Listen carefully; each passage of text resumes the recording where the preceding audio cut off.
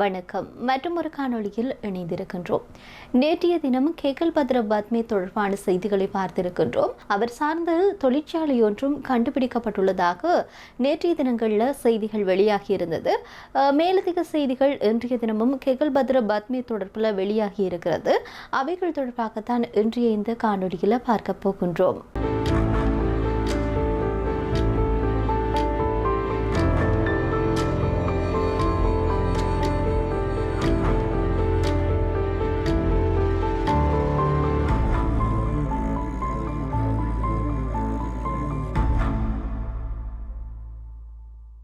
Kaggle பத்ர பத்மி உள்ளிட்ட பாதாள உலக குழுக்களினுடைய முக்கியமான உறுப்பினர்கள் கைது செய்யப்பட்டு அவர்களூடாக விசாரணைகள் முன்னெடுக்கப்பட்டு வருகிறது. இந்த நிலையில் பல விடயங்கள் வெளித்தெரிய ஆரம்பித்திருக்கிறது. இசாரா செவ்வந்தி தொடர்பாக தகவல்கள் வெளிவருகிற சூழ்நிலையில் மறுபக்கம் பார்க்கிற போது அவர்களுடைய காலத்தில் இல்லாட்டி அவர்களூடாக பல குற்ற செயல்கள் இடம்பெற்றிருக்கிறது. அந்த குற்ற செயல்கள் எல்லாம் வெளிப்படுத்தப்பட்டு வருகிறது. இதே நேரத்தில் ஒரு தொழிற்சாலை ஒன்றும் அடையாளம் காணப்பட்டிருக்கிறது. அந்த தொழிற்சாலை இந்த ஐஸ் போதைப் பொருட்களை உற்பத்தி செய்யக்கூடிய ஒரு தொழிற்சாலையாக இருந்திருக்கிறது. இந்த தொழிற்சாலைகளில் 2 பாகிஸ்தானியர்கள் பணி செய்திருக்கின்றார்கள் என்று சொல்லப்படுகிறது. இது மட்டுமன்றி பல குற்றங்களில் இவர்கள் உறுதுணையாக இருந்திருக்கிறார்கள். இவர்களூடாகத்தான் அந்த குற்றங்கள் எல்லாம் இலங்கையில் நடைபெற்றிருக்கிறது என்பதும் வெளிப்படுத்தப்பட்டு கொண்டிருக்கிறது. இதே நேரத்தில் அவர்கள் கைது செய்யப்பட்டதில் இருந்து இன்று வரை தொடர்ச்சியாக அவர்களுடைய செய்திகள் அதிகமாக இடம்பெறுவதை அவதானிக்கக்கூடியதாக இருக்கிறது.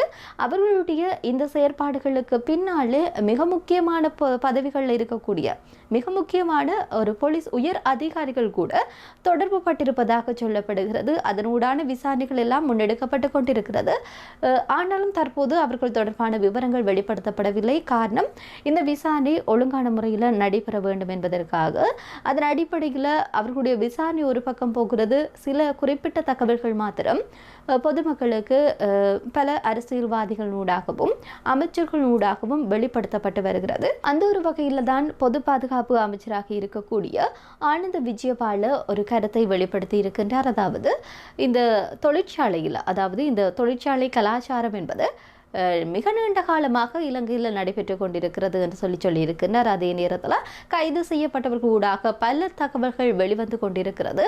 அதில் மிக முக்கியமாக இந்த தொழிற்சாலையில் 2 பாகிஸ்தானியர்கள் வரவழைக்கப்பட்டு அங்கிருந்து கொண்டு வரப்பட்டு இந்த தொழிற்சாலையில் பணி செய்திருக்கின்றார்கள் என்ற விடயம் வெளித்தெரிய ஆரம்பித்திருக்கிறது என்று சொல்லியும் பொது பாதுகாப்பு அமைச்சராக இருக்கக்கூடிய ஆனந்த விஜயபால தெரிவித்திருக்கின்றார். அது மட்டுமன்றி இவர்களுக்கு பின்னால் இயங்கியிருந்த அரசியல்வாதிகள் தொடர்பான தகவல்களும் வெளிப்படுத்தப்படும். அதே நேரத்தில் அவர்களுடைய உறவினர்கள் இந்த குற்ற கும்பல்களுடன் தொடர்பட்ட விடயங்களும் எதிர்காலத்தில் வெளிப்படுத்தப்படும். அதற்கான விசாரணைகள் எல்லாம் மிக ஆழமாகவும் தீவிரமாகவும் முன்னெடுக்கப்படும் என்று சொல்லி ஆனந்த விஜயபால தெரிவித்திருக்கின்றார். எனவே ஆழமான முழுமையான விசாரணைகள் எதிர்காலத்தில் நடைபெறுகிற போது நிச்சயமாக பல அரசியல்வாதிகள் கைது செய்யப்படுவதற்கான வாய்ப்புகள் அதிகமாக இருக்கிறது. இதே நேரத்தில் குற்றப்புலனாய்வு துறையினர் மிக தீவிரமாக விசாரணைகளை முன்னெடுத்திருப்பதாகவும் அமைச்சர் கூறுகின்றார். அது மட்டுமன்றி இந்த தொழிற்சாலை இயங்குவதற்காக நுவரெலியாவில் ஒரு வீட்டை கூட வாடகைக்கு எடுத்திருப்பதாக சிஐடியினரால் கண்டுபிடிக்கப்பட்டிருக்கிறது. அந்த வீடானது 4 மில்லியன் ரூபாய் வாடகைக்கு எடுத்துக் கொள்ளப்பட்டிருப்பதாக கூறப்படுகின்றது. இதே நேரத்தில் தற்போது காவலில் வைக்கப்பட்டிருக்கக்கூடிய பாதாள உலக குழுவினுடைய தலைவராக இருக்கக்கூடிய பக்கோசமன் என்பவருடைய மனைவி சாதிகா லக்ஷானியை விளக்கமறியலில் வைப்பதற்கு நீதவான் நீதிமன்றம் உத்தரவு பிறப்பித்திருக்கிறது. இதன்படி எதிர்வரும் செப்டம்பர் மாதம் 18ஆம் தேதி வரை அவரை விளக்கமறியலில் வைப்பதற்கு உத்தரவு பிறப்பிக்கப்பட்டிருக்கிறது. இதன்படி அவர் மீது பண மோசடி தடுப்பு சட்டத்தின் கீழ் தான் வழக்கு பதிவு செய்யப்பட்டிருக்கிறது. எனவே 18ஆம் தேதி வரை அவர் விளக்கமறியலில் வைக்கப்பட்டிருக்கின்றார்.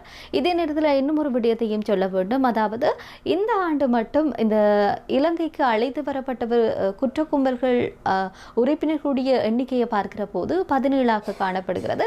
கிட்டத்தட்ட பாதாள உலக குழுவினுடைய உறுப்பினர்கள் அழைத்து வந்திருக்கின்றார்கள் 5 பேர். அவர்களுடன் சேர்த்து 17 பேர் இலங்கைக்கு அழைத்து வரப்பட்டிருப்பதாக போலீஸ் மா அதிபரான பிரியந்த வீரசூரிய தெரிவித்திருக்கிறார். இந்த வகையில் இலங்கை போலீசாரினுடைய 159வது ஆண்டு நிறைவில் உரையாற்றுகின்ற போதுதான் அவர் இந்த விடயத்தை சொல்லி இருக்கின்றார். அது மட்டுமன்றி கிட்டத்தட்ட 1416 கிலோகிராம் போதைப் பொருட்கள் அடையாளம் காணப்பட்டிருப்பது, இதே நேரத்தில் வேறு பல போதைப் பொருட்களும் அடையாளம் காணப்பட்டிருப்பதாக அவர் சொல்லியிருந்தார். அந்த விடயங்களை நான் தவிர்த்துக் கொள்கின்றேன். இதே நேரத்தில் இதுவரையில் கண்டுபிடிக்கப்பட்டிருக்கக்கூடிய துப்பாக்கிகளை பார்க்கிற போது D56 துப்பாக்கிகள் மற்றும் கை துப்பாக்கிகள் உட்பட 1612 சட்டவிரோதமான ஆயுதங்கள் பறிமுதல் செய்யப்பட்டிருப்பதாகவும் அவர் அந்த கலந்துரையாடலின் போது கருத்தை வெளிப்படுத்தி இருக்கின்றார். இதே நேரத்தில் இன்னும் ஒரு செய்தியும் வெளியாகி இருந்தது. அதாவது இந்த ஹம்பகா வேங்கொட பகுதியில் ஒரு வீட்டிற்கு அருகில் சந்தேகத்திற்கிடமான ஒரு பை கண்டுபிடிக்கப்பட்டிருக்கிறது. அந்த பையில் 4 மனித மண்டை ஓடுகளும் மற்றும் எலும்பு துண்டுகளையும் போலீசார் கண்டுபிடித்ததாக சொல்லப்படுகிறது. இந்த வீடு அமைந்திருக்கக்கூடிய காணியில் ஒரு கட்டிடத்தில் கிராம சேவகர் அலுவலகம் அமைந்திருக்கிறது. கிராம சேவகர் அலுவலக அதிகாரியின் ரகசிய தகவலை அடுத்துத்தான் அந்த சந்தேகத்திற்கிடமான பொதி கண்டுபிடிக்கப்பட்டிருக்கிறது. குறிப்பாக இந்த இடமானது குறிப்பிட்ட ஆண்டுகளுக்கு முன்பு வைத்தியருக்கு சொந்தமாக இருந்ததாக சொல்லப்படுகிறது. அதே நேரத்தில் யாரோ ஒருவர் இங்கு கொண்டு வந்து எலும்பு துண்டுகளையும் மண்டையோட்டுகளையும் பொதி செய்து வைத்துவிட்டு போயிருக்கலாம் என்ற ரீதியிலையும் விசாரணைகள் முன்னெடுக்கப்பட்டிருப்பதாக சொல்லப்படுகிறது. எனவே பொறுத்திருந்து பார்ப்போம் எவ்வாறான விடயங்கள் வெளித்தெரிய ஆரம்பிக்க போகிறது என்பதை மற்றொரு காணொளியில் சந்திப்போம். நன்றி.